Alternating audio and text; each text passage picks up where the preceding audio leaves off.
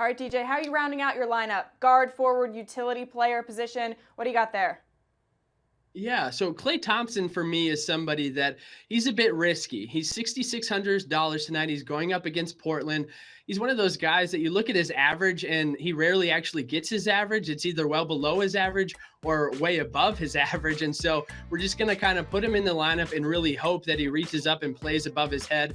Elfrid Payton at $5,900. Last time out against Atlanta, he got you 57 DraftKings points. So that's somebody for me that could be an amazing value. Atlanta is not that great. Excuse me, a bit against point guards this season. Serge Ibaka, again, one of those middle price guys that I like quite a bit. It's not impossible for him to go up and score 50 fantasy points. And if you can get him at $6,500, I like the ceiling on players that are in that $6,000 range. Yeah, I'm a little concerned about Klay Thompson. In the two previous games against Portland, all of 30 points total. So that's my concern there. Although, yeah, it's hard to pass on Klay at $6,600. He comes in so affordable. Wow, so you went with Goran Dragic too, as far as your ultimate lineup. You have Dragic as your point guard? Yeah, you know what? Like I said, Miami is depleted. They only ran out 8 healthy guys. He's the best player on their roster right now. He's going to get as many touches as he can handle.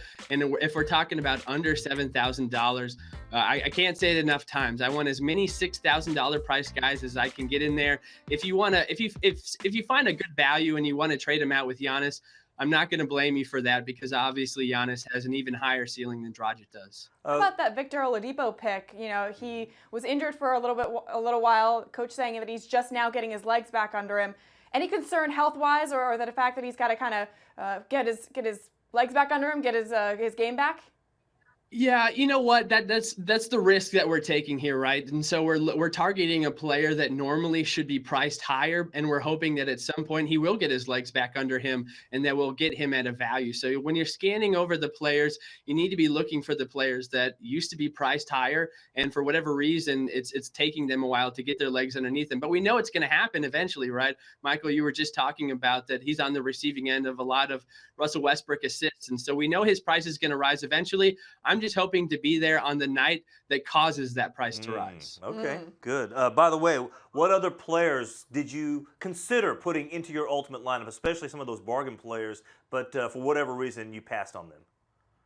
I mean, Jimmy Butler was a hard one for me to leave out of the lineup. It's hard when somebody scores 85 points. Yeah. But basically the entire Miami lineup, again, 8 active players, Josh Richardson.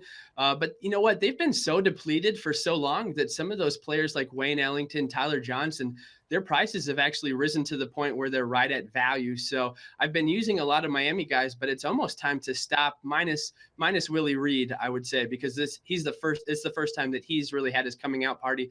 The rest of the guys have really risen to their actual value.